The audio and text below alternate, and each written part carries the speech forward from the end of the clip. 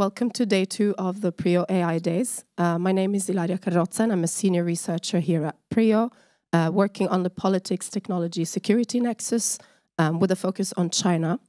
And I apologize, I'm recovering from a cold. My voice did not get the memo, so it is what it is. Thankfully, I've got the mic, and I'm not the one who's going to talk for a very long time. We heard many interesting contributions yesterday on the possibilities offered by artificial intelligence tools for peace. So today we continue our conversation with a focus on the misuse of those AI tools. So authoritarian regimes around the world have eagerly embraced several AI software and hardware, so from facial recognition, biometrics, chatbots, deepfakes, predictive policing, and more, to consolidate their power and control their citizens, spread propaganda and fuel disinformation campaigns, both domestically and abroad. And so today with this panel, we want to explore how and why this matters for Norway and more broadly for democratic nations. We see how certain autocracies have been utilizing new technologies to spread conspiracy theories and fake news.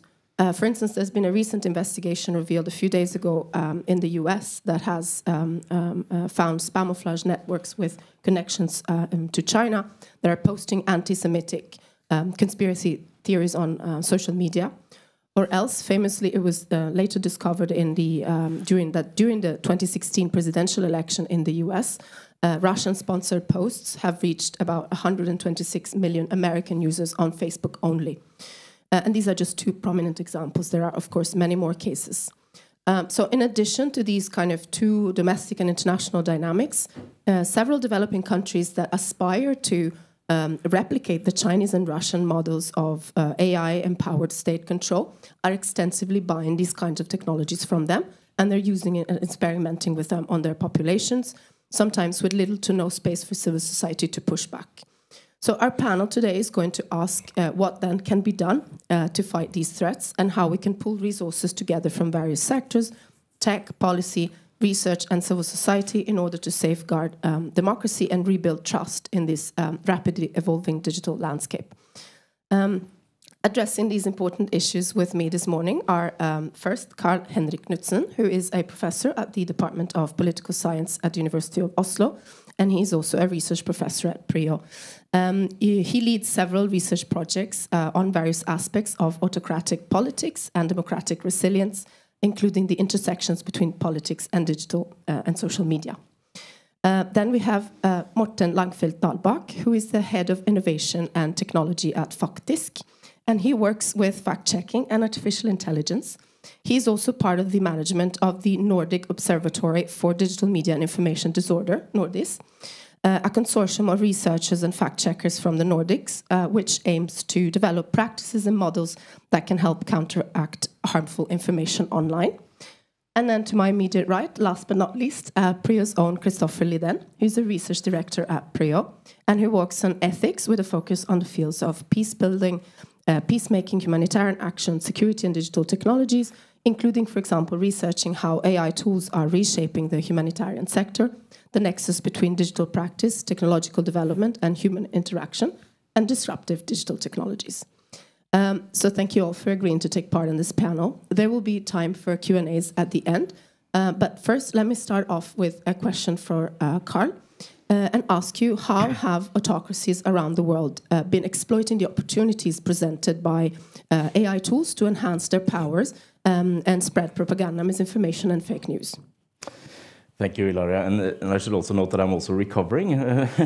Should probably been at home recovering, hence the mask. So that's kind of off the table. Thank you for the question and for inviting me. I think it's in terms of the extent of use, as you noted, it's a rapidly evolving empirical landscape. And I think you also noted several of the most important examples, from facial recognition to the spread of misinformation, kind of bots, and also perhaps increasingly generative AI, so deepfake videos and so on. So there's a vast variety of different tools. So I just kind of panic read up on the Freedom of the Net report from Freedom House yesterday to get some examples, and And they noted in last year at least 16 examples of generative AI used related to, I think mainly to election campaigns, but the spread of misinformation. But this is kind of probably an undercount. So the examples are pretty kind of diverse, and we can get back to some of them. I think kind of maybe the most kind of prominent ones, kind of Russian bot networks, but also kind of the facial recognition technology in China and how they're kind of connecting that to collecting information on citizens are kind of super prominent. And of course, instances of deepfake videos that try to kind of tilt information space during kind of very sensitive election times, because most autocracies also hold elections, and this is kind of, but they're not free and fair. So anything that can basically alter the chances of the incumbent winning, that's important. But I think kind of taking one step back, and this goes for different types of technologies, information technologies and others. And if you take it at a more abstract level, autocracies use kind of several sets of strategies for retaining power.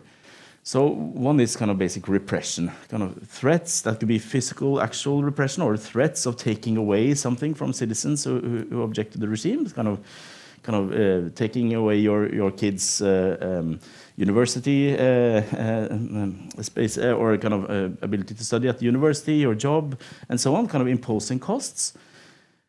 Then you have more co-optation, so basically doling out some kind of favors or benefit to some kind of potential allies in order to secure that they're loyal towards the regime. And then you have more legitimation strategies. So basically, rather than doling out any material benefits, so money or different perks or even a slot in parliament, you try to go in and kind of alter how citizens and elite groups perceive the regime. So you're basically saying, well, kind of it's legitimate that they rule despite the lack of free and fair elections. And what is critical for all these strategies is kind of accurate information. So both kind of obtaining information, but also controlling the information space. And especially when it comes to repression and co-optation, the more targeted you can be, the better. So there's a lot of work, for example, on the potential for backlash if you go out and just shoot a bunch of citizens or throw kind of everyone who is protesting in jail. The more targeted you can be and try to kind of pinpoint exactly where the most important threats are, remove leaders who organize collective action and so on, the better for an autocratic regime. And in this regard, anything that can kind of help you both obtain and process a lot of information very, very quickly. And this is kind of one area where AI can be super beneficial, right? In terms of kind of just processing amounts of information, that's super helpful. The same goes with co-optation, knowing exactly where you should kind of dole out the goods and make concessions. And then kind of finally, in terms of legitimation, kind of anything that helps you kind of control the information space, spread the information that's to your advantage, and make sure that it goes to the right groups of people, again, targeting. So I think this is one of the areas where I think AI is really important, but I'll stop there, and I guess we'll come back to some of the more specific things. Yeah, thank you for this introduction. Of course, for somebody like myself who works on China, this is all very familiar, you know, the kind of what you mentioned about the necessity of like control of information. And China has been one of the most active authoritarian regimes to really, I mean, in many ways, as you pointed out, these techniques are not really new, but the tools that are used are new. And China has been actively embracing, right, these various AI tools to like strengthen and empower their kind of control techniques even more. If I could add one point, sure. Which I'm glad you're mentioning. So in a sense, China and also Russia, these are authoritarian or autocratic regimes with a lot of resources. And in a sense, you can see how they develop technology. They spread and diffuse technology, as you note. But to some extent, I mean, to the extent that AI, it's a lot cheaper if you can kind of write a program than have a large troll farm or have a lot of people monitoring the internet physically. These are things that Russia and China can do and have done. So to that extent, if you're making some of these strategies for obtaining and processing information cheaper, some of the main beneficiaries down the line might be autocratic regimes with less resources, who can kind of learn, adapt, and make use of some of these important strategies on the cheap. So that's actually what I would be interested in seeing, how this spreads in the coming years. Yeah, and again, as I said, I also partly work on the issue of developing countries acquiring these technologies, so I'm sure that we will return to this during our conversation. So picking up on this, I would like to ask Morten, because of course, if you've read assessments by the Norwegian Armed Forces, the intelligence service, you would see that Russia, China, and then Iran are identified as number 1, 2, 3 threats to Norway, including a lot of online influence operations. So, and of course, you work with fighting disinformation on a daily basis. So I wanted to ask you if you can give us the perspective from the practitioner's side. How do you work every day to fact check and counter these fake news, and how do you use AI tools to do that? Sure. So I think it's just for context, we're a newsroom, so we work in different ways from intelligence agencies and the armed forces for obvious reasons. We're a journalistic operation. So what we do essentially is that we every day our journalists and our editors, they try to collect sort of the most important things that are happening in the news, from tips, from social media, from just normal media surveillance, trying to pick up on, is there something that is likely to be misinformation that we can figure out, where we can figure out whether it's true or false. So that can take a lot of different forms. I think in the past, we were mostly focused on politics, sometimes the economy, sometimes immigration, like the topics that are central to Norwegian public debate. But over the last couple of years, we have focused more on foreign affairs and specifically on areas that are in some kind of crisis. So we have done a lot of work on imagery and video from the war in the Ukraine, and now also in Gaza and the broader Middle East. And that has also led to some additions and changes to our methodology.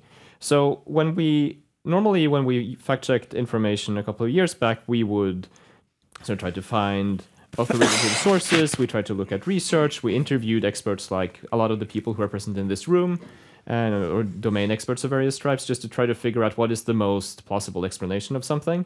So usually we would see something like, there are now 1 million illegal immigrants in Norway, and we're like, okay, who will have some knowledge about this? It's clearly false, but we need some evidence, and then you would just go to where the evidence is likely to be.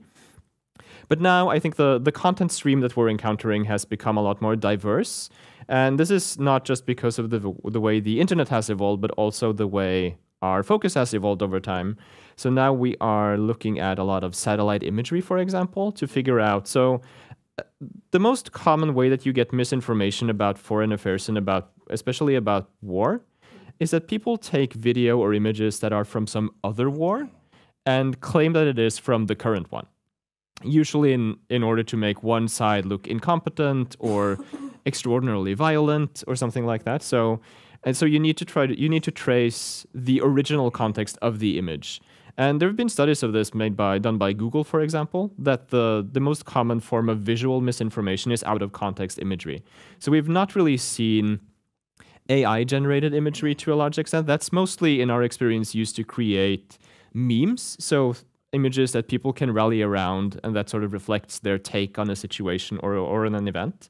So a typical example would be an AI-generated image that we encountered last year of a Palestinian boy and an Israeli girl holding hands and just obviously being the best friends you could possibly imagine, but also very clearly an AI-generated image that didn't really purport to represent something out there in the world that would be important for our understanding of the events of the conflict, but just sort of an emotional thing. So we can note that this is AI-generated, but there's not really that much more to it. It doesn't make a claim about what the world is like.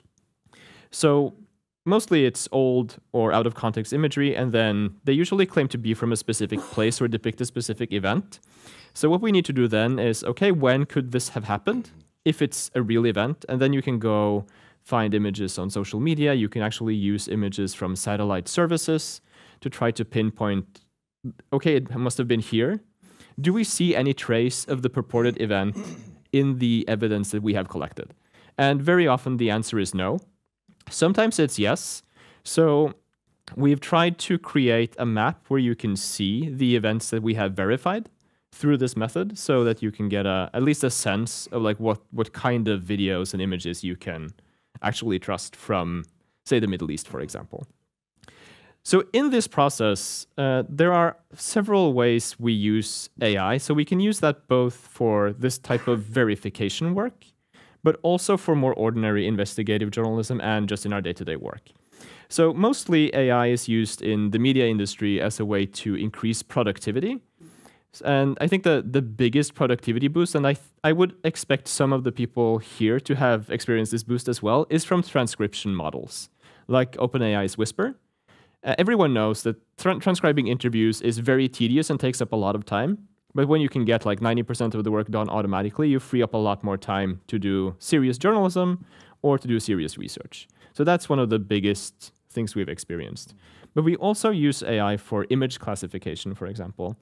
So we have, together with Media Futures at the University of Bergen, we developed a model that can identify armored vehicles, which is quite useful when you're looking at footage from, or images from armed conflict. Because one way of identifying if the image is from the context it purports to be is to see, well, is the armored vehicle here actually something that the militaries in the region have? And if the answer is no, then you can sort of dismiss the image, which makes the process, that's much easier to do if you have a model that has about 85% accuracy than if you don't.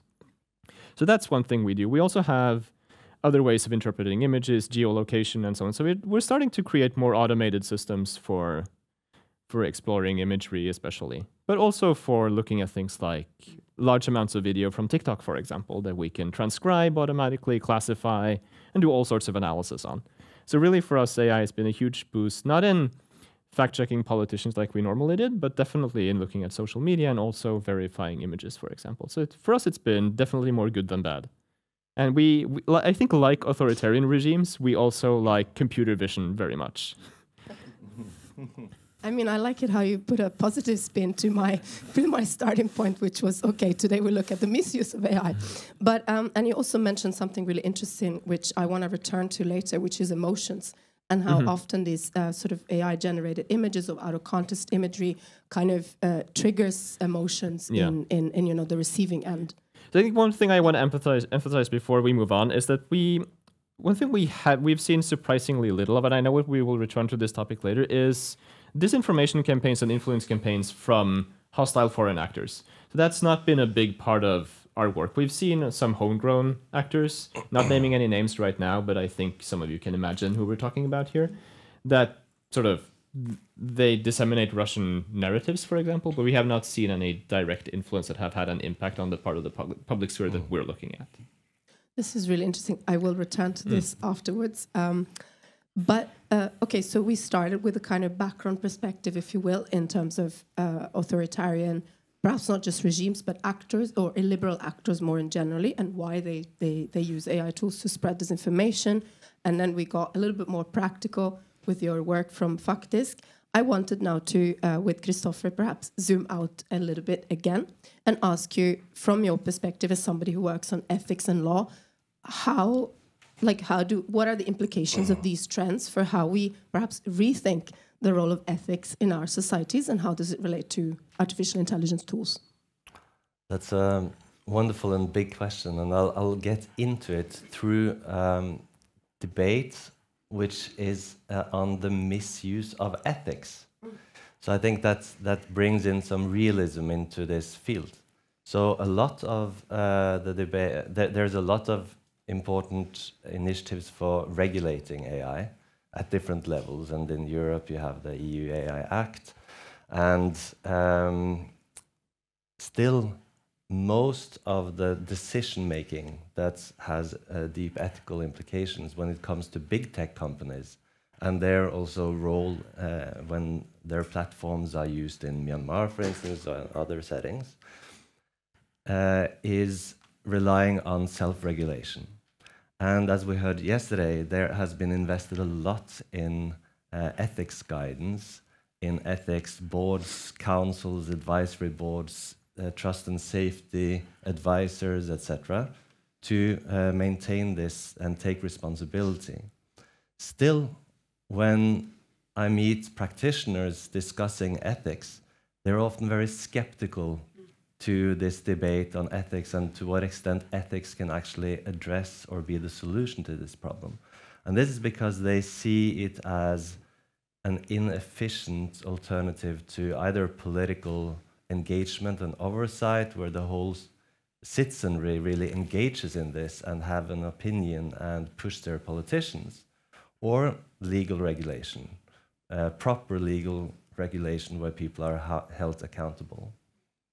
So this has resulted in a critique of so-called ethics washing, where the use of ethics for self-regulation is associated with things like ethics shopping, which is to shop the principles that fit what the companies already do. And with this vast amount of different principles and guidances out there that Branka Panic mentioned yesterday, there's a lot to shop from.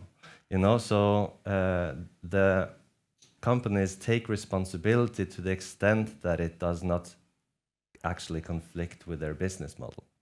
So that's one criticism. A related criticism is what's called ethics lobbying, which is that their commitment to ethics is used to keep legal regulation and political oversight at an arm's length. So that this is used very actively to, in an unethical way, hinder regulation. There's also Luciano Floridi, who's just published a book on ethics of artificial intelligence, but has worked in this field for many years. And this comes out of collaborations that he has had with a larger environment. So Josh Coles is one of his collaborators who actually came up with some of these concepts. Has also brought to the table the concept of ethics dumping, which is also already an established concept from the EU, that is about companies taking things that are seen as ethically problematic in a European or a US setting. They introduce and experiment with it abroad, and then they import what works eventually. So that's ethics dumping. And then finally, ethics shirking, which is that as you reduce the investment in ethics when it's possible. So you operate in a country where you don't have journalists looking into how the technology is working. So not many are able to actually hold the company accountable, and then they just illegitimately, instead of taking that very responsibly, they just avoid investing in it because they don't have to. It's skulking in Norwegian. This has led to what someone called Bietti, Elettra Bietti, has called ethics bashing, which is the kind of common assumption that ethics doesn't work. Ethics can't solve this problem. We have to go political or go into legal responses, which is very unfortunate because also the argument for going political and legal is an ethical argument. So this has resulted in a lot of confusion, and we can come back to that later. Yeah, thank you. I think you raised very interesting points, and something that I've been discussing previously with some colleagues is also that some of the private companies I've been talking to throughout the years, and I should clarify, these were most in the military domain, but I suppose you can find examples also in the civilian domain. Sometimes they do see potential ethical regulations or forthcoming ethical regulations as a way to actually know what will come for them down the line. So there maybe is also a more positive approach for some that want regulations, because then they know which kind of technologies will or will not be allowed to develop in the future. I wanted to add a further layer to this, which is, people in the street, people that are not in this room, that do not work with these issues every day, and how do they deal with disinformation, fake news, generative AI content? Because one thing is, we have all these instruments, and this is great, but how do we get them across? How do we get people that are checking the news online and either don't know that there are fact-checking tools that they can use, or they can't be bothered? So, then they forward you the link and they say, so I've read this, right? So how do we get the message across to the common person? The question is for all of you, but I guess maybe Morten is... I'll try to answer that. So unfortunately, I think we know from based on what we know from surveys, I think there are some surveys with slightly questionable methodology in this area in Norway, including in Norway. So a lot of it is self-reporting, like how much disinformation have you encountered in the past year, which is like, okay, maybe if the disinformation was effective, you wouldn't be able to identify it as such. Exactly. But there are other ways of figuring out how good people are at critically evaluating the information they encounter. And I think the results are not super depressing, but also not very... There's not a lot of reason for optimism either, so basically neutral. On the other hand, it doesn't seem like if we sort of zoom in on AI-generated misinformation or AI-generated content, it does not appear to be something that people have trouble dealing with as of now. So in Norway, the instances we have seen where AI-generated imagery has been problematic has actually been failures on part of the media. So I think the most prominent, also kind of funny example was in the spring when it was snowing in the southern part of Norway, and the local office of NRK, the national public broadcaster, asked people to submit their images of the snowstorm, and an image was submitted that showed a woman holding a snowball in the middle of Kristiansand. And the problem with that, so they published this image. The problem was that it had been generated by AI. And it was actually quite apparent, so I imagine that things had been moving very quickly in the newsroom, which is understandable, but also very embarrassing. But that's really the most prominent example we have seen of someone being fooled by AI-generated images in a way that has some actual consequences, in this case, for NRK's reputation. So that was quite problematic. But otherwise, there hasn't been a lot of this in Norway. And when we look to other countries like the US, the main form of AI-generated imagery and content that is spreading there is what's called Facebook AI slop, which is like weird images of kids made of Coca-Cola cans, like that kind of thing. That is obviously AI-generated and probably just a source of entertainment. So it's not problematic at least for the information ecosystem that this stuff exists. Like terrible memes and bad images posted by your aunt has always been on social media, and this is just the latest iteration. I think the main worry about how people handle the fact that AI-generated misinformation exists is more of a second-order effect. So recently, the Turing Institute had a report on AI-generated misinformation, especially relating to elections. And they also emphasized this, that what is the really troubling consequence is that people might lose trust in the information system as a whole because they know that there is fairly realistic, apparently credible AI-generated content out there, and that could reduce their trust in the entirety of the information ecosystem, including the reliable parts. And that reasoning is supported by a paper that was out in Nature before the summer, which says that if you present people with information about, or claims about how much misinformation there is out there, without being nuanced and without putting it in context, that also tends to reduce trust in information generally. So one thing we're trying to do, and we're working with Media City Bergen and Media Futures also, in something called Project Reiner, which is a project that is trying to label authentic imagery as such and sort of tell you what the provenance of content is, how it was made, how an image was edited, when it was taken, and so on, to sort of increase not just the supply, but also the recognizability of credible content that could help people navigate and sort of reduce the second-order bad effects from AI-generated misinformation. Yeah, I mean, you talked about trust, and I'm sure we'll return to this also, but I think, Christopher, you might have a response. Yeah, just in terms of the awareness of these issues that have to do with implications of digital technologies and AI in authoritarian settings, and to what extent the debates that we have in a very democratic society on legitimate uses and what types of technologies that Norway wants to develop also in various ways may play out very differently in other political settings. I think this is a discussion that is very welcome, and it's very hard to take those longer implications into account.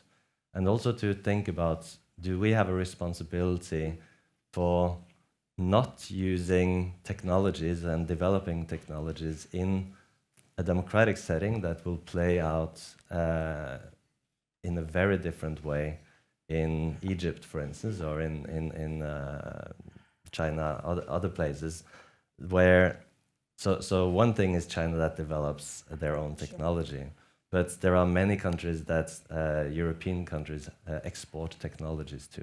Also non-democratic countries. You can also think of in between, like Turkey. And should Norwegian citizens be thinking about this, factor it into their attitudes towards these technologies? That's at least a very high demand.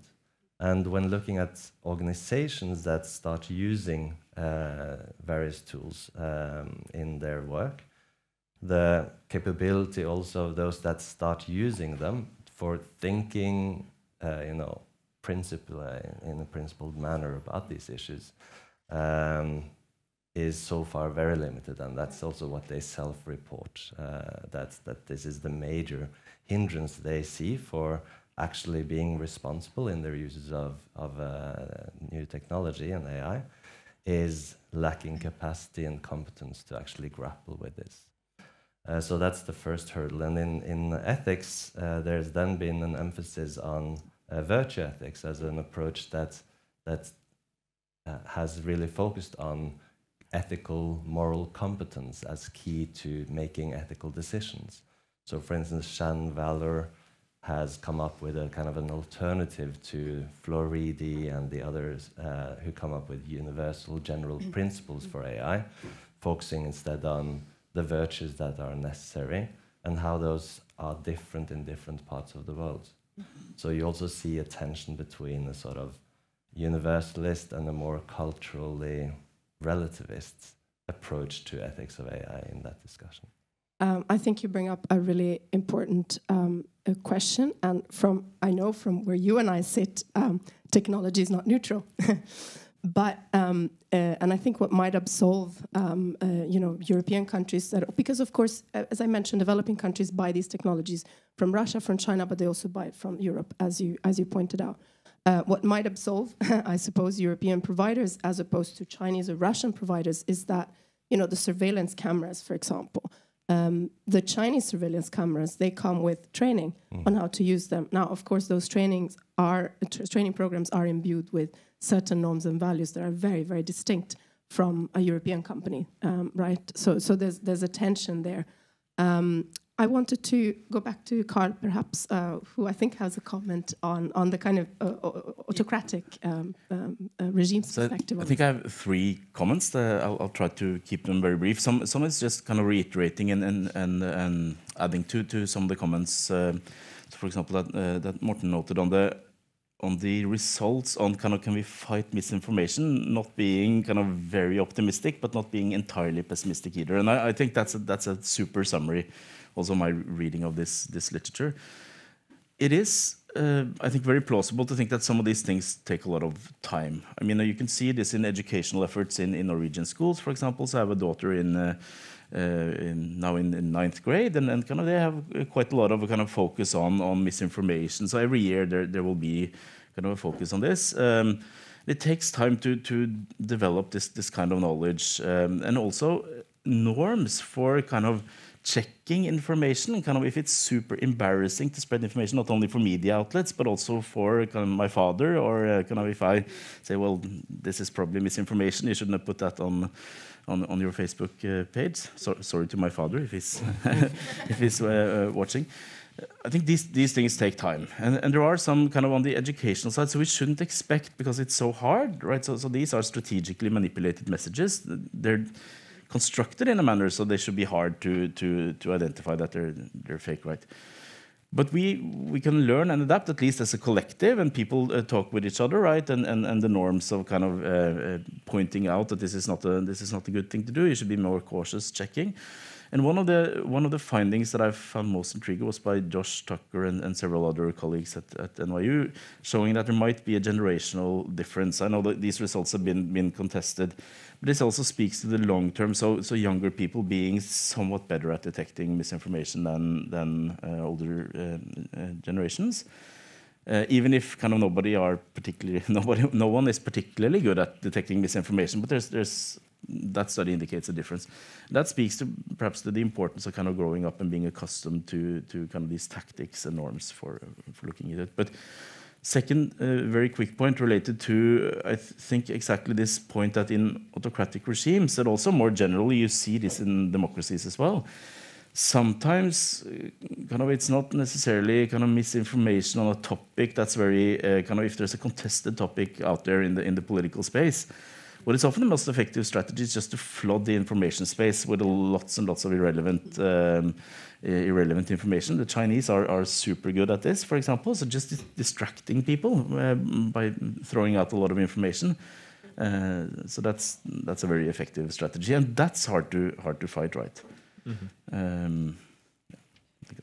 Yeah, absolutely. And I think, yeah, definitely China, who is a relatively newer actor in this, in terms of online influence operation, takes a lot from the Russian playbook in terms of like just spreading chaos, basically. But so I want to pick up on this, and also something that Morten said earlier about often what we see, at least in Norway, is not so much the direct involvement by these sort of state actors, but perhaps domestic actors kind of parroting, you know, the Russian propaganda or the Chinese propaganda, what have you. So then my question is, based on the rate of success of these online disinformation campaigns, based on what we know, and the kind of tension between direct or indirect involvement, what is the aim? So from on the one hand, Russia, I mean, we know it is directly involved in a lot of influence campaigns throughout Europe and in the US. What does Russia want to achieve? And then the second layer of the question is, what does the domestic actor parroting Russian propaganda or Chinese propaganda want to achieve?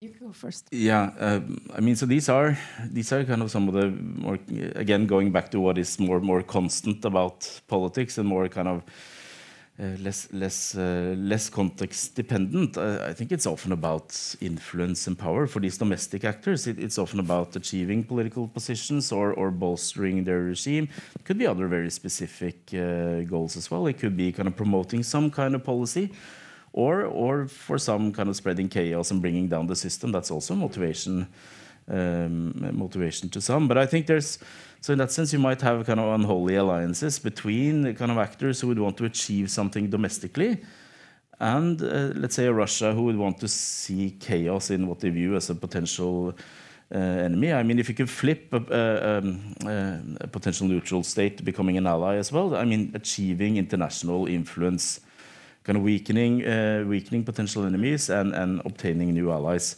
So in that sense, you might see some very strange ideological constellations, right? So Russia kind of then working in concert with, or at least informally collaborating with both kind of extreme left groups and extreme right groups, because the goals are objective, but they go in line with, they achieve the same kind of different goals by collaborating. Can't say something, but I think this is going to be mostly speculative. It's just from what we can observe here in our journalistic work. But what we're seeing is, I think, mirrors fairly closely what you're saying as well, Karl-Henrik. So in Norway, for example, the actors that are parroting Russian narratives to the highest degree are either extremely far left, so something like Pål Steigan, for example, the former leader of the AKP party, who visited Pol Pot back in the 70s, for example. He is now definitely the prime purveyor of Russian propaganda to a sort of wider Norwegian public. But it's also the most far-right established party, like the Norgesdemokratene. So these are strange bedfellows, but I think the pattern that you can see in countries like Germany, for example, with the Sarah Wagenknecht party and the AFD, is mirrored in Norway as well, although not inside of the mainstream party system. So that's definitely a thing. So some kind of, I wouldn't call it political opportunism, but it's fringe actors using whatever talking points can bolster their narrative about Norway and about geopolitics and so on. I think that's fairly typical. And then, yeah, I think you have also just pure opportunists who use the fact of the ability to be as contrarian as possible as a way of gaining online influence and building clout. I think that's also a pretty important factor. And we've seen that over the years, not just when it comes to foreign misinformation, but also misinformation about immigration and about any polarized topic. So that's pretty typical too. Yeah, I think for somebody like, again, myself, who works on the kind of more geopolitical movements or dynamics, this is reflected also at that level, because what we see these days is exactly what you said about the kind of different constellations of somewhat odd friends, really, that get together just to spread chaos, or that happen to have overlapping interests on certain issues, right? I wonder if Christopher has a contribution on this. So on a higher level of abstraction, there is also sort of an alignment that Shoshana Zuboff also points to in her work on surveillance capitalism, between a certain technocratic idea purveying some of the post-humanist or the kind of singularity ideas in Silicon Valley, and Chinese kind of vision of a centrally steered technocracy. So they don't like each other, but they both hold something which is somewhat undemocratic as an approach to politics. Like the technology can fix things that democracy cannot. And Yuval Harari points to this in his previous work, Homo Deus, as well, in terms of a dataist vision as an alternative to humanist visions, and where the humanist is putting emphasis in the role of the human in a democracy.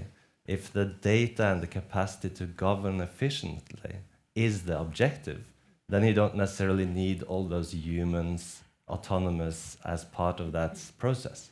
So there's an alignment of interests there that is interesting in terms of also the debates on how do you interpret the principles of AI, like justice, that it should be benevolent and so on. These mean very different things if you're a humanist or so-called trans or post-humanist. I think what worries me perhaps mostly is, because in democratic societies, of course, we are having these conversations. In China and Russia, well, I guess to an extent they're hopeless. But again, what worries me is what about other, middle countries and countries that, as Branka Panic was pointing out yesterday, conflicts tend to happen more and more in middle-income countries that have introduced some measures of democracy. So what worries me is how do all these overlapping, interconnected issues pan out in countries where there is no space for having these conversations to begin with.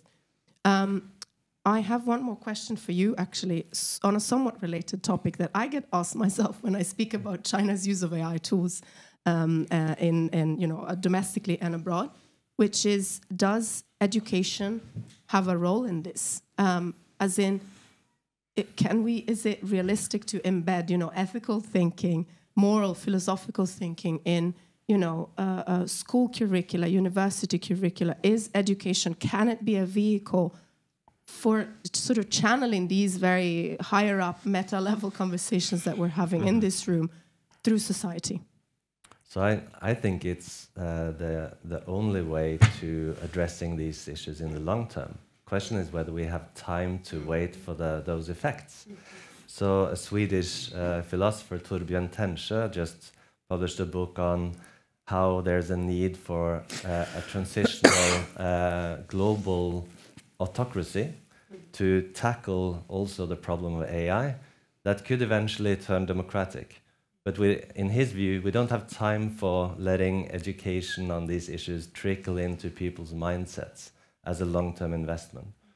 In the absence of that solution, I think focusing on education, the role of education in this is just fundamental, because you can't rely on politicians, also in democratic societies, to really take responsible choices, decisions, unless the people expect them to.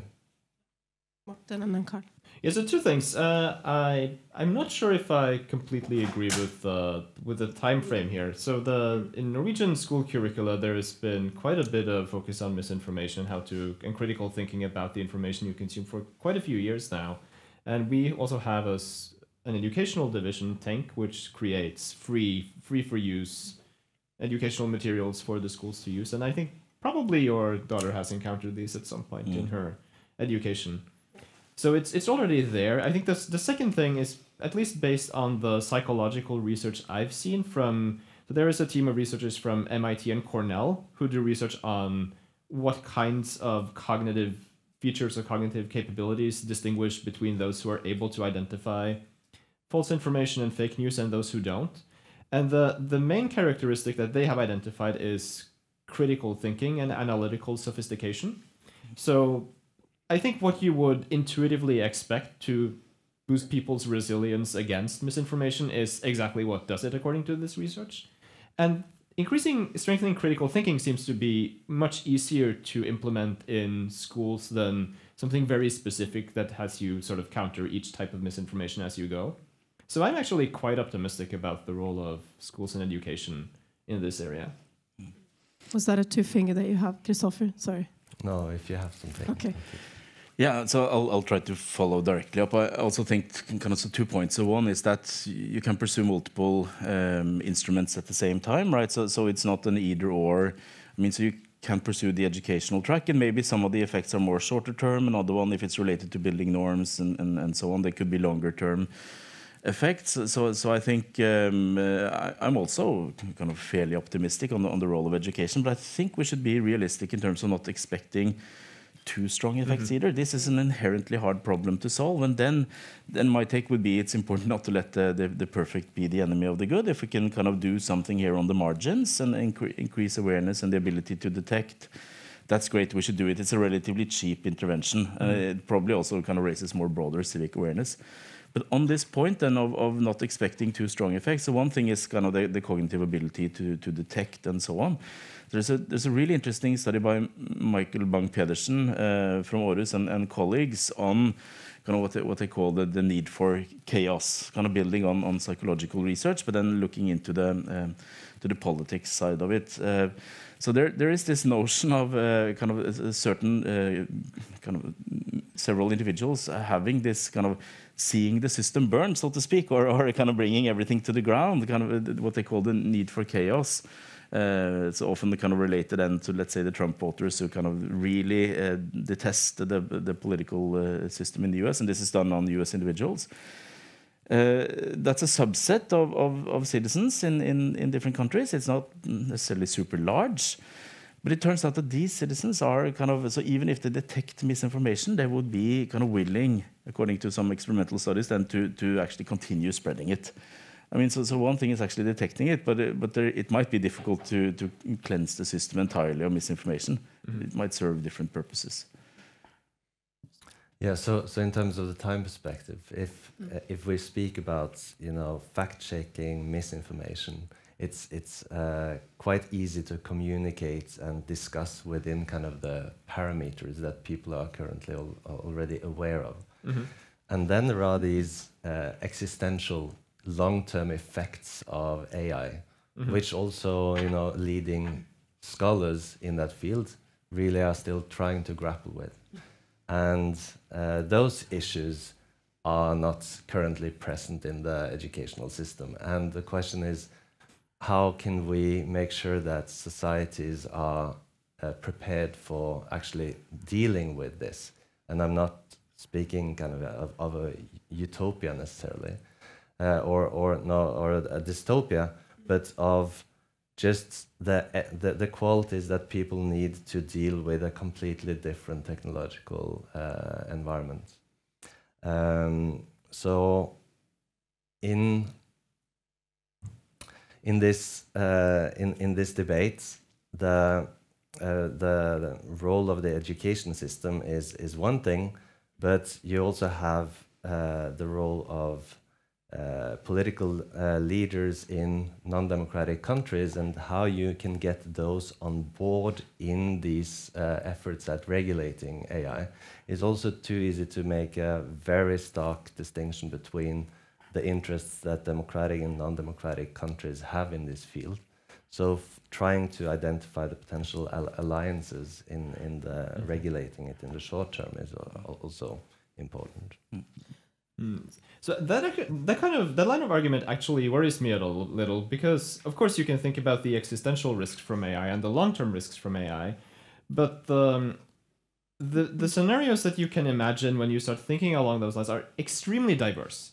So actually locking in a specific approach, I'm not trying to cast you as a defender of the Tensho style autocracy, But even so, like moving very strongly in a specific direction, you might also miss the true scenario that's developing, which might have worse consequences than working on the margins. So I think, I mean, if we last year had started making huge interventions to counter what we then thought of as the potential for sort of industrial scale deployment of AI generated misinformation, we would have missed the mark, because that's not what we have been seeing. So this technology is very unpredictable, and I think it's then very dangerous to sort of go for very strong interventions to try to mitigate what we now think is the most likely bad outcome. Last comment from the panel, and then I want to open up. Okay, wonderful. So I fully agree, and it speaks also to the problem of how we speak of AI in general, and it's turned into kind of a monster or a god. It's turned into something very intangible, and it's a shorthand for a lot of different practices and technologies. So it's a bit similar to how we talked about globalization as something that we thought we agreed on what we discussed, but we overrated it in common, but didn't understand each other when we talked about it. So I think there are certain. So your point on being precise about scenarios, being precise about exactly what we are discussing, is very important in this respect. Yeah, I think it's a point well taken, and that speaks to the kind of broader issue with AI tools. In many ways, we don't really know what the effects will be, right, on for some technologies. And just to very briefly bring it back to one of the themes for the panel, this year 50 plus something countries were holding elections. There was a high expectation that many of these elections will be or could be affected in some ways or another by disinformation. We don't quite know yet, right? So I guess also it will take some other years perhaps to really see and examine the trends also from this year and building on the past. Okay, very, very brief. Very briefly. Yeah, because one thing is kind of maybe not observing kind of, let's say, deepfake videos to the extent that we might have expected maybe 1 year ago. But remember that the potential consequences of kind of tilting one election, so kind of an effective video or two for a couple of days during an election campaign can have a lot of effects. So there's also this point is worth keeping in mind. And I'm also, when it comes to these kinds of videos, especially election scenarios, we're kind of cleaning things up. You have kind of short-term effects are also really important. This is where I think those are especially relevant. Martin, I can try to be very brief. So, yeah, but the thing about the elections is I agree that the short-term consequences could translate into very big long-term consequences. But the expectation this year was that we would see deepfake videos and deepfake audios in at least some of the countries participating in the European elections, and there wasn't anything. We didn't observe anything. And the instances that have been observed, there you've seen that the AI-generated content usually is only spread by other automated accounts. So it's sort of like a closed system. And I think that makes me much more optimistic about these types of scenarios than I would have been 6 months ago. Good. I like how you're always optimistic about this. Someone has to be. Yeah, for sure. I could continue this conversation for a very long time, but I want to save the last 5 minutes for questions from the audience. So if we could, I see one here at the front. Please briefly introduce yourself and then your question. Hi, I'm Alexandra Malaga. I work at conflictforecast.org from Econ AI. So my question is, maybe there are some things that we want to protect, democracy, and they are kind of fragile, and we are finding that they are fragile. And maybe it's not about only deep fake images or fake news, or sometimes it just can be polarization exacerbating by us because of the reach of opinions, the fast reach of just opinions without facts. And sometimes it can be very difficult to contest all those opinions. So have you thinking about it, how to regulate it? Should we regulate it? Maybe we don't know what's going to happen, but we really know what we don't want to happen. And maybe we can protect at least this very, I don't know, the education of young people and democracies. there are some non-negotiables. Have you thought about it? That will be. Thank you. If there are any other questions, I can take one more. Yes, Dylan, here at the center.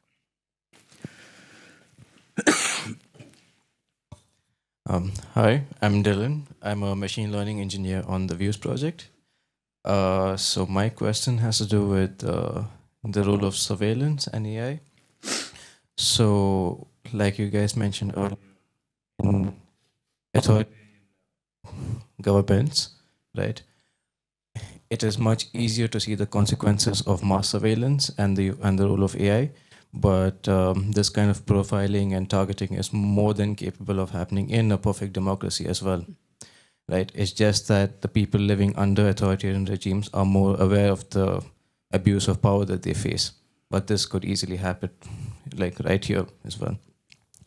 So now my question is, how, since people aren't directly aware of the consequences of this, how do we get them to shift their opinion to actually demand more privacy and more legislation in this respect?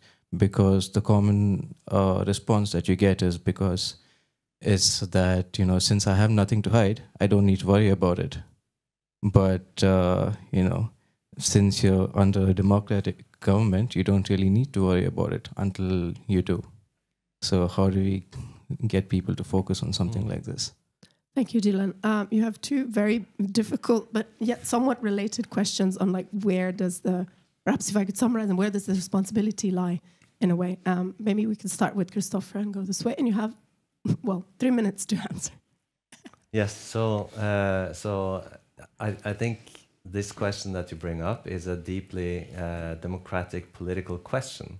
So we need the public to truly care and be informed about it. So you could imagine that we put together a group of experts looking into it and giving advice to politicians. But this is a fundamental democratic conversation that we need to have in society more broadly. And I think it's perfect how you put it. And in terms of exactly to what extent should you take into account the potential authoritarian future in a democracy when you introduce something which is unproblematic or even really beneficial in a democratic setting, but that can be turned once you get into a different political order? That's a very tricky choice to make, whether to avoid using it in the short term just because of this potential abuse in the future. You can try to build that into, and there are many discussions on how to build that limitation into the technology as a matter of design. Morten. Okay, so these were fairly complicated questions. I want to start with your question about the spread of opinion on platforms like social media, for example. And to me, that's still the fundamental problem within information now, or the fundamental question. So the people's ability to distribute information and get their opinions and their content out to huge audiences has changed, just been completely transformed over the last decade. And the thing is, we have seen some worrying consequences of that development or that revolution, but I don't think we know very much about the actual consequences it has had. We don't know about its effect on the public sphere in Norway. We don't know its effect on the global public sphere.